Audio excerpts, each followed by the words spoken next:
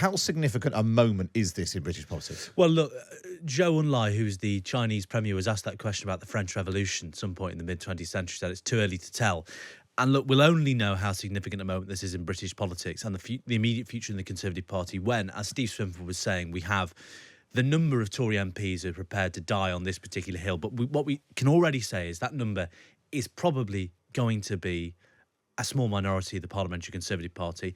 And look, ultimately, take a step back. This is the end of Boris Johnson's career in frontline politics. I think it is probably safe to say that, at least in the medium term. This is the first time a Prime Minister has ever, by a formal process, been found to have lied to the Commons. This is the first time any Prime Minister has been formally adjudged to lie to the Commons. I think that is the ultimate significance of this. So because it is a good sort of service for people rather than just sort of lots of commentary on it, let's take you through the report that we voiced up. This is the committee explaining why the central question of whether Boris Johnson misled the House of Commons matters. This inquiry goes to the very heart of our democracy.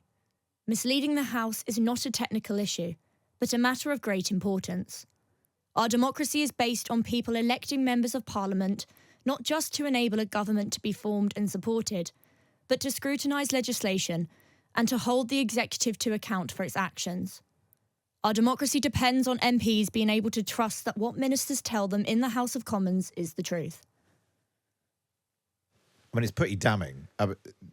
But as you say, Patrick, it's a huge moment, this. You know, some of Boris Johnson's allies criticise the sort of high-minded language, but this goes to the core of can we trust what not just MPs or ministers, what the Prime Minister is saying in the House of Commons? Well, look, of course, supporters of Boris Johnson are going to criticise what they see as pompous, high-minded language for two reasons. One, we've got very used to executives, powerful executive in the House of Commons, with the exception of the 2019 Parliament, having their way. That is how Parliament has tended to work in an age of powerful executives from Thatcher onwards. And it looked in 2019 like Boris Johnson, elected, by the way, on a wave of anti-politics, populist, and I don't mean that pejorative, wanted to come in, get Brexit done, break the parliamentary logjam, and the MPs elected in his image are, of course, going to make that criticism.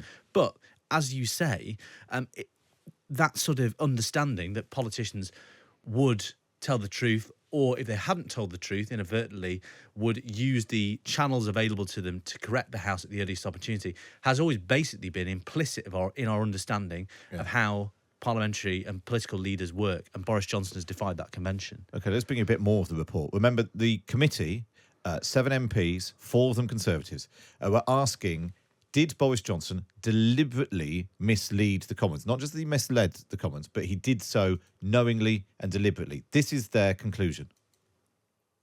We came to the view that some of Mr. Johnson's denials and explanations were so disingenuous that they were by their very nature deliberate attempts to mislead the committee and the House, while others demonstrated deliberation because of the frequency with which he closed his mind to the truth. For these reasons, we conclude that Mr. Johnson's conduct was deliberate and that he has committed a serious contempt of the House. Now, where he seemed to have got in particular trouble is when he referred to guidance always being followed. And so these are a couple of the examples picked out in the report of where Boris Johnson now is found to have misled the House. This was at PMQs on December the 1st, when the first stories were emerging about what had been happening in Downing Street during lockdown. PMQs on December the 1st, 2021. Millions of people were locked down last year. Was a Christmas party thrown in Downing Street for dozens of people on December the 18th? Prime Minister. Mr. Speaker, what I can tell the right honourable gentleman is that all guidance was followed completely during number 10. So that was PMQ's December the 1st. A week later, the Labour MP Catherine West asked another question on December the 8th, 2021. Will the Prime Minister tell the House whether there was a party in Downing Street on the 13th of November? Prime Minister. Mr. Speaker, no, but I'm sure that whatever happened, the guidance was followed and the rules were followed at all times. The committee finds that he could have seen with his own eyes that the guidance was not being followed. There's also the question of him claiming he'd been assured that all was well and the rules were followed. Did they take issue with this defence as well? But I repeat, Mr. Speaker, that I have been repeatedly assured since these allegations emerged that there was no party and that no COVID rules were broken, and that is what I have been repeatedly assured. The committee's found that on pressing him, Patrick, his definition of repeatedly is possibly twice, which suggests that he wasn't terribly confident in those assurances. And look, allies of Boris Johnson point to a section in a report. Their smoking gun is there are two MPs who are close to Boris Johnson, an MP called Andrew Griffith and an MP called Sarah Dines, who were for a time his parliamentary private secretaries. And the smoking gun, Boris Johnson's allies say, is both of them said at some point, maybe some civil servants said to Boris Johnson that all rules were followed. What's clear from both those clips and those assurances Boris Johnson's allies are citing is that, you know, at best, Boris Johnson was not across the detail, could not recall accurately who told him what when, or, as the committee has concluded, that he was deliberately misleading, that his language was imprecise in a misleading way. Because he was trying to convey the impression that there was nothing wrong with what went on in Downing Street when he, at best, knew that there was something wrong. In fact, he'd been told by one person, you can't say that the guidance was followed, and he said it anyway. Yes, that's what you see in the report repeatedly, as Boris Johnson might say. More than twice. More than twice, he has to take references to all guidance being followed from his lines to take for any given appearance in public, be that a media appearance or Prime Minister's questions. And then, when he appeared before the committee, where he seems to have made things worse, essentially, in terms of the what he then said when he appeared in front of the Privileges Committee on March the 22nd, he was asked by Sir Bernard Jenkin about whether it ever occurred to him that leaving drinks, including on November the 13th, might not have been, in the jargon, necessary for work purposes. Did you say, did it occur to me that it might not be reasonably necessary for work purposes? Yes. No, it didn't occur to me for 1 second that it wasn't reasonably necessary for work purposes. To do it in that particular way and then say that particular thing about the way that event was actually carried on. And I really, to this day, and as I said earlier on, I struggle to see how I could have run Number 10, run hundreds of officials who needed to be thanked and appreciated for their work in very trying circumstances without having brief farewell events of a kind that, at least insofar as my participation was concerned, did not fall foul of the rules. I just remind you of that key point about that event. I was not. I was there for a maximum of 20 minutes or 25 minutes, I think. I gave a short speech. Could I cut in? What I did was not found to have been in breach of the rules. Patrick. Boris Johnson is trying to have it all ways there. He's at once saying it couldn't possibly be against the rules. He's saying there's no party. He's saying, well, of course, it's totally reasonable to celebrate or gee up people with their morale. It reminds me of when Boris Johnson was facing a confidence vote last year. He told a meeting of the 1922 committee, look, if you're asking me whether I would thank staff again, i.e., have drinks with them, I'd do it again. And I remember I tweeted that quote.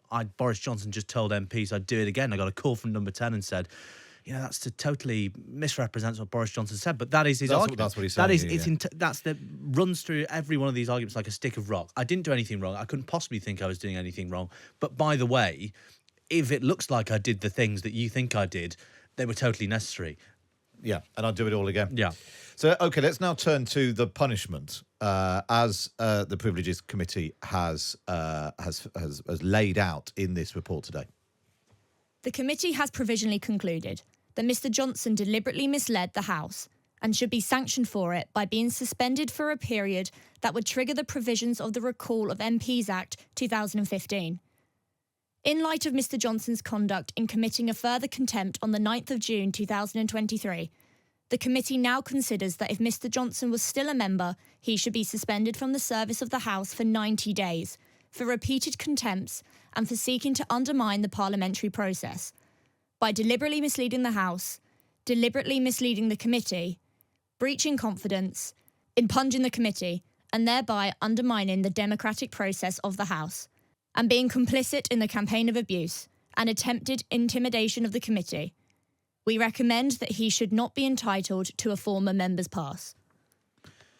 I mean, it's listening back to that. I mean, having read it, but it's so damning, Patrick. It's really damning. Look, 90 days suspension is basically without precedent. The closest analogue I can think of, there are two punishments that come close. Robert Roberts, the Tory MP for Delyn, who was found to have sexually harassed junior parliamentary staff, was banned from the estate was suspended for 6 weeks, I think. Keith Vaz of washing machine and drug procurement fame and sex workers fame was suspended, or was given a suspension of 6 months. So look, that gives you the 3-month suspension there is basically without precedent, particularly for a former Prime Minister, and also to ban effectively a former Prime Minister from coming and going from Parliament as they please. That is unprecedented. Just like the formal verdict of a former Prime Minister lying to the House is unprecedented, so too is banning them from the parliamentary estate. The closest analogue there is John Bercow, the Speaker, who was banned over allegations of bullying, had his parliamentary pass and preferential access taken off him. So look, it's a really, really serious punishment. What Boris Johnson's allies will say is that it's disproportionate and that it's, completely farcical. But it just goes to show how seriously... But ironically, it's a tax like that, kangaroo court, disproportionate, which is added to it. It's a sort of self-fulfilling prophecy. The more that they attack it, the worse it's become. Well, we have had some reaction from Boris Johnson, not on camera. It's quite interesting, actually. In the last week, he hasn't actually appeared on camera. But he's been on the record more than any former Prime Minister. You know, the rare intervention, it's almost become a cliche and a joke, particularly as, John Major and Tony Blair gave lots of speeches over Brexit. But Boris Johnson's gone on the record to attack people with, really uncharacteristic frequency for a former Prime Minister in the past week. Yeah, but characteristically, it's all via about text, him. Yeah, or text, or, friends speaking to friendly newspapers. So we've got another colleague to voice up some of Boris Johnson's rather lengthy statement. When, on December the 1st, 2021, I told the House of Commons that the guidance was followed completely, I meant it. It wasn't just what I thought, it's what we all thought, that we were following the rules and following the guidance completely, notwithstanding the difficulties of maintaining social distancing at all times. The committee now says that I deliberately misled the House, and at the moment I spoke, I was consciously concealing from the House my knowledge of illicit events. This is rubbish. It is a lie. In order to reach this deranged conclusion, the committee is obliged to say a series of things that are patently absurd or contradicted by the facts. And it goes on and on and on with endless attacks on the committee. He's clearly going, he's not going down without a fight. Ultimately, it's not going to make any difference, though, is it, Patrick? No, look, he's already chosen to get ahead of the committee by quitting the Commons. What matters now is how Rishi Sunak reacts to this. Does Rishi Sunak choose to very decidedly and aggressively define himself against Boris Johnson, just as he defined himself against Liz Truss at the start of his premiership? That is the ultimate test of political judgment, facing Rishi Sunak now, facing down Boris Johnson, facing down the MPs who would make common cause with Boris Johnson, the remaining MPs who are still in the Commons.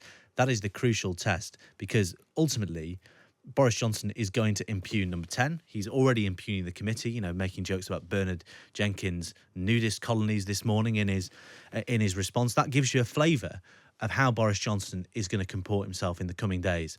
And Rishi Sunak has a choice to impose himself as a leader, to assert his authority, or basically say, I'm too scared of Boris Johnson to assert myself as leader of the Conservative Party. That, bluntly, is the choice he has now. And you would think this report gives him the necessary cover to do that.